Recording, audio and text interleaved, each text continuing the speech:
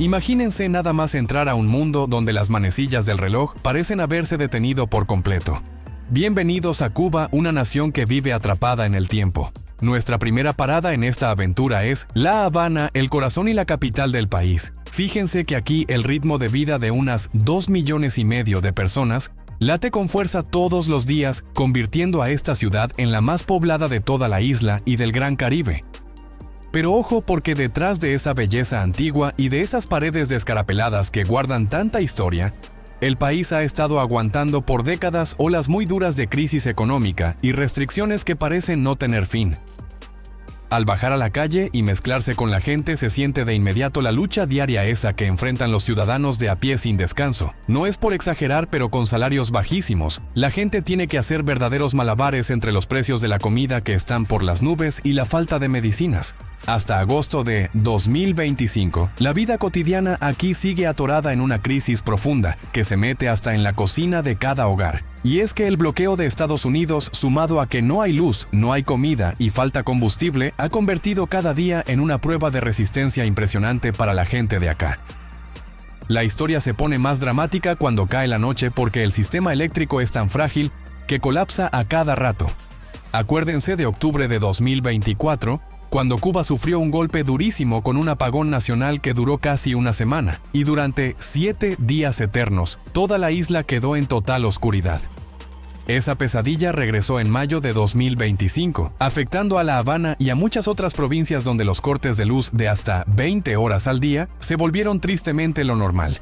En esa oscuridad, los hospitales sufren para atender emergencias y los niños pobrecitos tienen que dejar de estudiar porque simplemente no se ve nada. En las cocinas chiquitas, la gente tuvo que volver a lo básico, renunciando a la tecnología moderna, y ahora el olor a leña y carbón es lo que acompaña cada comida, reemplazando a las estufas de gas o eléctricas. Y por si fuera poco, la naturaleza tampoco ha tenido piedad con esta tierra. En 2023, el huracán Idalia arrasó con todo, destruyendo más de 2,000 casas y dañando más de 5,000 hectáreas de cultivo. Además, imagínense que en Camagüey y Ciego de Ávila, una sequía de 6 meses quemó los campos, tirando la producción de maíz, frijol y caña en más de un 40%. Luego, a finales de octubre, llegó el huracán Oscar, llevándose la vida de al menos 7 personas y tumbando otra vez la red eléctrica. Y para rematar, a inicios de noviembre, el huracán Rafael golpeó el occidente, dejando muchas zonas bajo el agua y otra vez todo a oscuras. Desde octubre de 2024, los apagones no paran porque las plantas eléctricas son viejas y no tienen combustible, y esta escasez no solo apaga la luz, sino que frena todo, pues casi el 50% de los camiones y guaguas de transporte público están parados, haciendo que mover comida o conseguir medicinas sea una misión casi imposible. Si miramos el campo, la comida ha bajado al menos un 50%. Y como es difícil importar cosas, precios básicos como el arroz, el aceite y la carne subieron entre un 15 y un 30% en 2025. Así que para sobrevivir, muchas familias no tienen de otra que esperar ayuda humanitaria o sembrar sus propias verduritas en la azotea de su casa. Pero el golpe económico va más allá de las incomodidades, ya que el peso cubano se ha desplomado gacho. En el mercado negro, la gente tiene que soltar hasta 400 pesos por un solo dólar estadounidense, lo que disparó la inflación al 30%. Lo más triste es que cerca del 40% de la población no tiene acceso a dólares ni euros, quedándose fuera, totalmente aislados de los servicios más básicos. Ahora deténganse un momento y pónganse en sus zapatos un segundo. Ustedes podrían sobrevivir con solo 10 a 40 dólares al mes. No hace falta que me den muchas explicaciones, solo déjenme un sí o un no en los comentarios para saber qué piensan. Un reporte impactante de 2024 nos dejó helados al revelar que el 89% de la población cubana vive en pobreza extrema. Lo repito para que dimensionen esto: casi 9 de cada 10 cubanos están luchando contra el hambre y la miseria, viviendo con sueldos que van de 10 a máximo 40 dólares mensuales. Incluso en La Habana, lo que el gobierno da por la libreta de abastecimiento es muy poquito: apenas 2 kilos de arroz, medio kilo de frijol negro, 100 gramos de pollo y un poquito más de 2 kilos de azúcar al mes por persona. Y fíjense en esto: a los bebés de 1 año o menos solo les toca 1 litro de leche para todo el mes, algo que le rompe el corazón a cualquiera. Todo lo demás hay que comprarlo por fuera a precios que están por las nubes y que las familias locales no pueden pagar, pues la carne y las verduras solo se venden en lugares del gobierno a precios fijos, mientras que la mayoría de los negocios privados están prohibidos. Las leyes son durísimas y lo que pocos saben es que si alguien mata una vaca sin permiso, puede ir a la cárcel de 15 a 20 años. Sin duda alguna, la desigualdad en Cuba es un contraste tremendo, pues si caminan por barrios como Vedado o Miramar en La Habana, verán casonas modernas de gente con lana, pero a unas cuadras en Centro Habana o La Habana Vieja, la cosa cambia drásticamente con edificios cayéndose a pedazos y familias enteras amontonadas en un solo cuartito. Y si le preguntan a los locales, casi todas estas carencias tienen un solo culpable en su mente, ya sea por llegar tarde a la chamba por la falta de agua o por el sueldo que no alcanza. Todos levantan la mano y dicen, es por el bloqueo. Si todavía me están acompañando en este viaje lleno de emociones, por favor comenten el número 2 aquí abajo y no se despeguen, que vamos a seguir descubriendo cosas que les van a abrir los ojos. Al adentrarnos más en las capas profundas de esta sociedad, nos topamos con una tercera faceta, el complejo y misterioso mundo de la noche cubana. Pero no se vayan con la finta ni intenten comparar este lugar con las famosas zonas rojas de Hamburgo en Alemania, o con el bullicio descarado de Pattaya en Tailandia, porque Cuba se mueve bajo reglas totalmente distintas. Aquí no van a encontrar calles inundadas de luces neón invitándolos a pasar, ni vitrinas con cristales rojos exhibiendo belleza. Más bien, el ambiente aquí tiene el aire de un barrio antiguo y tranquilo, donde ciertas figuras femeninas permanecen de pie discretas, apareciendo y desapareciendo entre la luz tenue de los callejones. Según cuentan muchos viajeros, la forma en que todo sucede aquí es muy espontánea, sin esa organización profesional que se ve en otros lados. En La Habana, el entretenimiento para adultos no está amontonado en una zona roja oficial, sino que se escurre y se reparte por todas las venas de la ciudad, apareciendo en cualquier rincón por donde camine el turista, sobre todo en el centro y en las calles empedradas de La Habana Vieja. El juego empieza cuando estas mujeres notan que eres un visitante extranjero y se acercan con mucha naturalidad a platicar. La entrada clásica suele ser presentarse como terapeutas de masaje, una forma muy lista de crear una zona gris entre los servicios de relajación legales y otras actividades más discretas. Algunas trabajan por su cuenta como aves libres, mientras que otras están bajo el alero de algún spa, ya que los masajes son una industria reconocida por la ley cubana. Al entrar en este mundo, verán que los precios están a la vista de todos. Una terapia de cuerpo completo de 60 minutos cuesta $30 y si quieren extender el relax a 90 minutos, el precio sube a $40. Esta claridad crea una paradoja curiosa donde lo legal y las propuestas por debajo del agua conviven juntas, algo que quizás nace de esa cultura latina tan abierta y sin tapujos que se respira en la isla. Es por eso que ver a estas mujeres negociando precios con los turistas en plena banqueta se vuelve parte del paisaje diario. A veces las verán con bolsitas de papas en la mano como si fueran vendedoras ambulantes, pero su mirada y sus palabras te invitan sutilmente a lo que ellas llaman el plato fuerte. Lo que más sorprende es su actitud. Son súper neta, muy honestas y entusiastas con lo que ofrecen, respondiendo cualquier duda sin titubear ni sentir pena. Generalmente sus clientes son europeos, y fíjense nada más, después de un día de chamba, ellas pueden echarse a la bolsa entre $50 y $75, sin contar las cenas de lujo o los regalos que reciben. Si ponemos esa cifra en la balanza frente al sueldo promedio de un cubano, que es de apenas $10 a $40 al mes, nos damos cuenta de que es una fortuna, una tentación económica casi imposible de rechazar. Y esta historia de supervivencia nos lleva a un cuarto concepto, una etiqueta muy particular de la isla: las jineteras. Estos servicios buscan atraer a hombres con dinero, pero ojo, no lo juzguen solo como un intercambio carnal. En Cuba, el concepto es más amplio, pues realmente puedes contratar a alguien que actúe como una novia por un rato. Puedes salir, ir a cenar, meterte al ambiente prendido de los bares y los antros, y claro, llegar a un contacto más íntimo si ambos quieren. Lo que te deja pensando es que para muchas mujeres, ser jineteras es solo su segunda chamba. De día tienen sus vidas normales y profesiones oficiales, pero las tormentas económicas y la escasez eterna que ya vimos las empujan a este camino, manteniendo estas amistades pagadas con los turistas como un salvavidas necesario para aguantar la vida dura que hay allá afuera. En Cuba, la vida de cada familia da vueltas alrededor de una libretita chiquita pero poderosa conocida como la libreta de abastecimiento. Fíjense que este sistema que nació allá por los años 60, con la noble misión de que a nadie le faltara comida, ha sido golpeado duramente por el tiempo y la crisis económica. Hoy en día, esas raciones que antes llenaban la despensa se han ido haciendo cada vez más chiquitas y menos variadas. Para que se den una idea, miren este dato que duele según reportes de 2024. Si antes un cubano podía cambiar su cupón por 80 gramos de pan al día, ahora esa cifra se ha recortado a tan solo 60 gramos.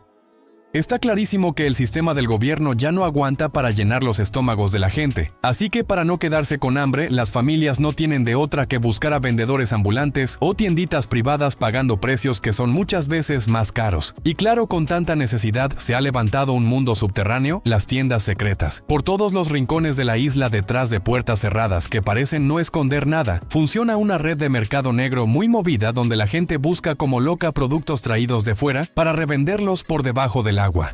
Los compradores llegan a estos lugares como si buscaran un salvavidas tratando de conseguir cosas básicas o medicinas que en las tiendas oficiales simplemente ya no existen. Pero ojo, porque esto es un volado muy peligroso. Según nos cuentan los mismos locales, el gobierno no se anda con rodeos y no tolera este negocio, pues es totalmente ilegal. Si a los dueños de estos changarros fantasma los llegan a cachar, pueden terminar en la cárcel, pero la vida los ha puesto contra la pared con dos opciones terribles: o morirse de hambre poco a poco, o jugársela vendiendo estos productos para poder comer y ayudar a sus paisanos. Pero la cosa no para ahí, porque además de la sed de alimentos, Cuba enfrenta otro tipo de aislamiento que nos lleva a nuestro sexto misterio, el mundo del Internet, o mejor dicho, la falta de él. Si alguien preguntara, ¿qué país del mundo todavía no ha sido conquistado por la adicción al Internet?, la respuesta seguro sería Cuba, pero la realidad es mucho más cruda, ya que la isla tiene una de las infraestructuras más pobres de todo el planeta. Aunque ahorita las estadísticas dicen que entre el 70 y el 73% de la gente ya se conecta principalmente por datos móviles, el camino para lograr esa conexión está lleno de baches y cuesta un ojo de la cara. Aquí tener internet no es algo normal, es un lujo de verdad. Imagínense, nada más una hora de wifi público cuesta $2, mientras que el salario promedio mensual de un trabajador ronda entre los 17 y los $30. Es carísimo. La conexión 3G es todavía más exclusiva y de la velocidad 4G o 5G, mejor, ni hablamos, eso es solo un sueño guajiro. Con tanta gente tratando de colgarse de un solo punto de Wi-Fi al mismo tiempo, la velocidad del Internet aquí avanza tristemente a paso de tortuga. Aunque le han echado ganas para mejorar la experiencia, sigue siendo lentísima, y ni de chiste se acerca al promedio de otros países vecinos. Ver un video en alta calidad o intentar tener una videollamada sin que se trabe es misión imposible, pues lo normal es que la pantalla se congele a cada rato. Así que un consejo de cuates para cualquiera que quiera trabajar en línea desde Cuba: ármense de una paciencia infinita y nervios de acero. Y por si fuera poco, las grandes tiendas de aplicaciones como Apple Store o Google Play también les cierran la puerta a los usuarios de aquí, prohibiéndoles descargar apps. Pero ante este bloqueo digital, el ingenio cubano ha brillado de una forma impresionante. Durante años han creado una cultura digital underground única, donde en lugar de bajar cosas de la nube, cargan toda la información en memorias USB y se las pasan de mano en mano. Desde programas, películas y música hasta cualquier contenido digital, todo viaja en esos pequeños dispositivos, creando un Internet offline maravilloso en plena era digital. Miren nada más esos carros coloridos que pasan zumbando por ahí, los famosos almendrones. Pero ojo, no se dejen llevar solo por la finta de que son joyas antiguas de los años 50 o 60 listas para la postal turística. En realidad son verdaderas máquinas del tiempo que siguen dando batalla para servir a la vida moderna. Funcionan como taxis colectivos con rutas fijas y siempre van hasta el tope de pasajeros llenos de desconocidos que comparten el viaje y se dividen cada centavo del costo. Al apretujarse dentro de uno de estos autos, van a escuchar el rugido de motores que han sido remendados y enchulados 1000 veces, sentirán el calor humano del de al lado en ese espacio tan chiquito y se sumergirán en pláticas infinitas, desde la preocupación por el precio del arroz que sube y sube hasta los debates apasionados sobre el último partido de béisbol. Y luego tenemos a las guaguas, los autobuses públicos. Fíjense que esperar una guagua bajo el solazo quemante del Caribe es un verdadero ejercicio de paciencia infinita. Pero es justo en esa espera cansada donde brilla la calidad humana. Verán cómo la gente se echa la mano para subir, cómo ceden los pocos asientos a los viejitos y a los niños, demostrando una solidaridad de hierro forjada en los momentos difíciles. Mientras los turistas pasean frescos mirando la ciudad desde la ventana de un taxi con aire acondicionado, la gente normal de La Habana tiene que invertir una buena parte de su energía y tiempo valioso solo para moverse de un lado a otro. Para ellos, cada viaje no es solo trasladarse, es una pequeña aventura, una prueba de resistencia que exige cálculo y mucha, pero mucha perseverancia. Dejando atrás las calles polvorientas, cambiamos el rumbo hacia otro símbolo de la isla, un lujo que ha puesto el nombre de Cuba en alto los puros. Desde hace mucho, el habano cubano ha sido celebrado en todo el mundo como la cima de la elegancia, el poder y la artesanía fina. Pero detrás de ese humo aromático y esa fachada de glamour, se esconde un rincón oscuro que pocos llegan a ver. Tomen como ejemplo el cohiba. Un puro de estos de los más finos puede costar miles de dólares, convirtiéndose en un juguete de lujo que solo la élite mundial puede soñar con tener. Pero es justamente este derroche exagerado el que desnuda una injusticia profunda que parte el alma de la sociedad cubana. Para crear una obra de arte así, el proceso tiene que pasar por más de 500 pasos súper detallados, desde elegir con pincitas las mejores hojas hasta el enrollado final. Cada hoja pasa por una revisión estricta de forma y calidad antes de llegar a las manos de los maestros artesanos, y son esas manos expertas las que han construido la fama legendaria del tabaco cubano en el mapa mundial. Sin embargo, la triste paradoja es que estos artistas del tabaco trabajan en condiciones económicas muy duras. Lo que ganan no refleja ni de chiste el valor de las joyas que crean, pues mientras un puro que ellos enrollaron se vende en cientos o miles de dólares fuera del país, el creador apenas se lleva a la bolsa entre 10 y 40 dólares al mes. Y hablando del cohiba, el llamado rey de los puros, no podemos ignorar su historia de origen, que está bien curiosa. Todo empezó en los años 60 cuando Fernando Chico Pérez, el guardaespaldas de confianza del fallecido Fidel Castro, descubrió de casualidad este tabaco único. Después de probar ese sabor que atrapa a Castro, preguntó de inmediato quién lo hacía y dio con el artesano Eduardo Rivera. Y así en caliente Castro armó un equipo con los mejores maestros y montó una pequeña fábrica a las afueras de La Habana dedicada solo a producir este cigarro especial.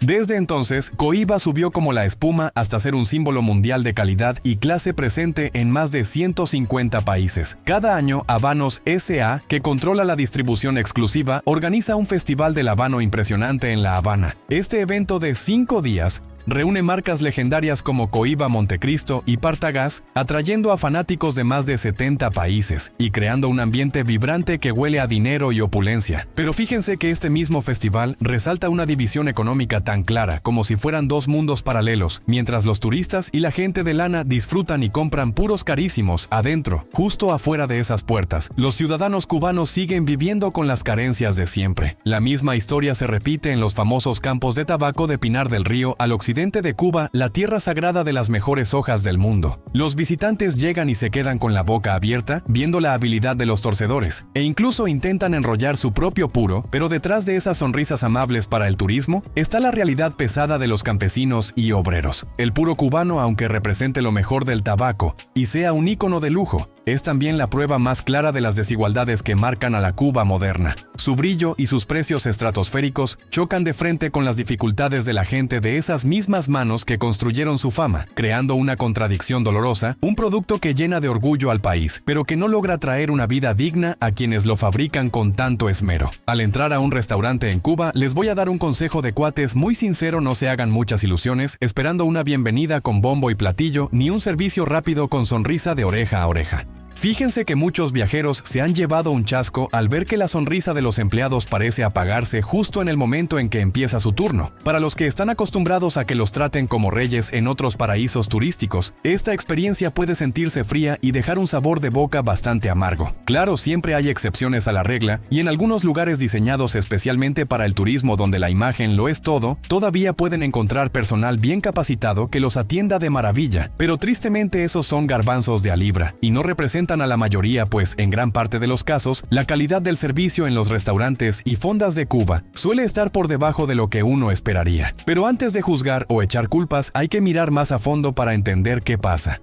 Esta situación no nace de que la gente sea grosera o sangrona, sino que es el resultado de que les falta de todo, trabajan en condiciones muy duras y la motivación se les va al suelo cuando ven que su sueldo es una miseria. Es esa lucha económica eterna de todo el país, la que ha nublado su ánimo, convirtiendo cada día de chamba en una batalla cansada por sobrevivir. Y cuando esa presión de la vida se vuelve insoportable, nos lleva directo a una consecuencia inevitable y dolorosa, el 10º capítulo de nuestra historia, la gran migración de los cubanos. El viaje para dejar la patria y buscar la tierra prometida, especialmente hacia Francia o Estados Unidos, nunca ha sido un camino de rosas. Al contrario, está marcado por años de sufrimiento y tratos injustos. El gobierno cubano ha puesto barreras muy altas para quienes quieren irse, sumado a un papeleo eterno y costosísimos trámites para mantener los lazos legales con su tierra, lo que hace que muchos cubanos en el extranjero se sientan desconectados como papalotes sin hilo, incapaces de mantener esa unión fuerte con el lugar que los vio nacer. Las estadísticas nos pintan un cuadro que pone la piel chinita. Tan solo entre 2022 y 2023, unos 425,000 cubanos, que es casi el 4% de toda la población, fueron detenidos o interceptados por las autoridades de Estados Unidos al intentar entrar sin papeles. Estamos hablando de la ola migratoria más grande que se ha visto en años, y ocurre justo cuando la isla se hunde en su peor crisis económica en décadas. Como los cubanos no necesitan visa para entrar a Nicaragua, ese país se ha convertido en su válvula de escape. Muchos vuelan o navegan hasta allá y desde ese punto ponen sus vidas y su dinero en manos de grupos de traficantes o coyotes para intentar llegar al norte. El precio de este sueño es de locos. El costo total del viaje puede llegar a los $7,000 por persona, una cifra gigantesca si la ponemos junto al ingreso promedio mensual en Cuba, que ronda apenas los $150. Se van con la esperanza frágil de encontrar una vida mejor en medio de una recesión que no se veía desde 1990. Pero esta fuga masiva deja heridas profundas. Asfixia todavía más a una economía que ya está al borde del colapso y rompe el tejido social. Familias enteras quedan divididas por el mundo, cargando con el dolor de la separación y la pérdida. En su búsqueda de un futuro, no solo enfrentan el peligro de las redes de tráfico humano, sino que también tienen que luchar para reconstruir su seguridad en tierra ajena, cerrando así un cuadro que es al mismo tiempo heroico y trágico sobre esta isla hermosa pero llena de tormentas. Se suele comparar el embargo de Estados Unidos con una tormenta tropical que nunca se acaba, una que ha estado golpeando a este país durante más de 60 años seguidos. Pero la realidad es mucho más cruel, pues esa tormenta, que empezó en 1959, ha soplado a través de los mandatos de un montón de presidentes, desde Eisenhower y Kennedy hasta Clinton y Bush. Solo hubo un momentito raro de cielo despejado bajo el presidente Barack Obama, quien tuvo las agallas de decir que el embargo ya estaba pasado de moda. Pero el cielo se volvió a poner gris muy rápido cuando las administraciones siguientes de Donald Trump y Joe Biden volvieron a apretar las tuercas.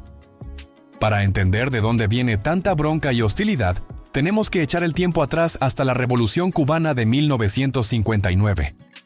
Cuando Fidel Castro y su movimiento tiraron al régimen de Fulgencio Batista, que era muy amigo de los americanos, dieron un paso muy atrevido al nacionalizar tierras, fábricas y confiscar una fortuna de miles de millones de dólares de gigantes estadounidenses como Texaco y United Fruit, y todo eso sin pagar una compensación justa. Esa acción fue como una cachetada directa para Washington, y como respuesta, Estados Unidos les cerró la puerta diplomática en la cara. La tensión subió hasta el tope en abril de 1961, con el evento de Bahía de Cochinos, un intento de invasión fallido y desastroso por parte de exiliados cubanos apoyados por la CIA. Esto no solo dejó en ridículo a Estados Unidos, sino que empujó la relación entre los dos países a un pleito abierto, y cuando los barcos cubanos cargados de azúcar no pudieron entrar a puertos gringos, La Habana encontró otra mano amiga que se extendía a la Unión Soviética, y así el mundo contuvo el aliento ante la crisis de los misiles de 1962. Cuando Washington puso misiles nucleares en Turquía, Moscú respondió poniendo misiles en secreto justo en Cuba, a menos de 100 millas de la costa de Florida, en lo que fue el momento en que la humanidad estuvo más cerca que nunca del borde de una guerra nuclear. Aunque al final los dos lados se echaron para atrás, el embargo se quedó ahí firme como un muro enorme que separa a los dos vecinos. Lo duro de este embargo a veces se nota en historias chiquitas que parten el corazón. Por ejemplo, en 2006, Un niño cubano muy talentoso ganó un concurso internacional de arte, pero su alegría no fue completa porque la empresa Nikon no pudo darle la cámara digital que era el premio solo porque más del 10% de las piezas de la cámara venían de Estados Unidos, así que el pobre niño tuvo que conformarse con una pintura de reemplazo. Y fíjense en este dato histórico que pocos saben. Estados Unidos intentó comprar la isla 4 veces a base de billetazos, desde una oferta inicial de Thomas Jefferson hasta una propuesta de $300 millones de William McKinley en 1898, pero todas fueron rechazadas tajantemente. Y en medio de esos tonos grises del embargo y el aislamiento, brilla una historia hermosa de humanidad que nos lleva al capítulo 12. ¿Por qué Vietnam siempre está al lado de Cuba? Esta verdad final quizás sea la que más los sorprenda y emocione, mientras el vecino gigante de al lado siempre busca cómo apretarles el cuello del otro lado del mundo. Vietnam, una nación hermana, siempre tiene los brazos abiertos para apoyar. La prueba más clara fue en agosto de 2025, cuando la Cruz Roja de Vietnam lanzó la campaña 65 años de solidaridad Vietnam, Cuba. Esta campaña creó una ola de apoyo nunca antes vista, juntando la impresionante cifra de $25 millones americanos en solo 2 meses. Y para un país que está en desarrollo, mandar una lana así de grande a un amigo que está a miles de kilómetros es un gesto extraordinario. Este cariño profundo se construyó sobre recuerdos históricos que no se olvidan. En 1969, cuando murió el presidente Ho Chi Minh, Cuba puso sus banderas a media asta y guardó luto nacional por 7 días, un honor rarísimo para un líder extranjero. Solo 4 años después, en medio de las bombas más feas, Fidel Castro fue el único jefe de Estado extranjero que, sin importarle el peligro, cruzó el paralelo 17 para visitar la zona de fuego en Quang Tri. En ese viaje histórico, Cuba le regaló a Vietnam cosas invaluables que valían unos $80 millones de aquella época: el Hotel Victoria en el Lago del Oeste, la granja lechera de Moc Chau con 1,200 vacas preñadas que cruzaron el océano, la granja avícola de Luong Mai y el Hospital de la Amistad Vietnam, Cuba en Dong Hoi, un hospital que después salvaría la vida de miles de personas en el centro de Vietnam.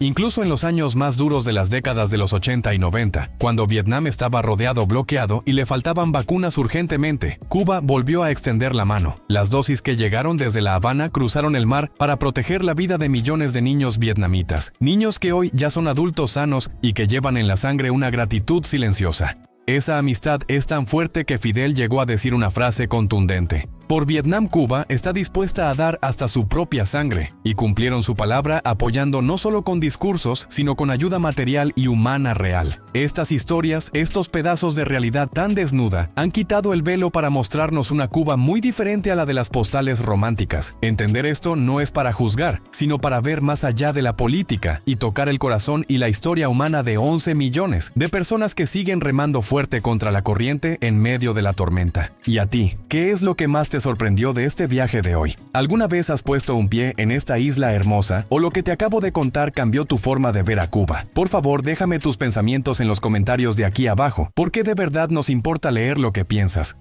No olviden darle al botón de suscribirse y activar la campanita para que no se pierdan nuestras próximas aventuras. Gracias por dedicarnos su tiempo y acompañarnos. Su apoyo es nuestra mayor gasolina. Nos vemos a la próxima. Cuídense mucho.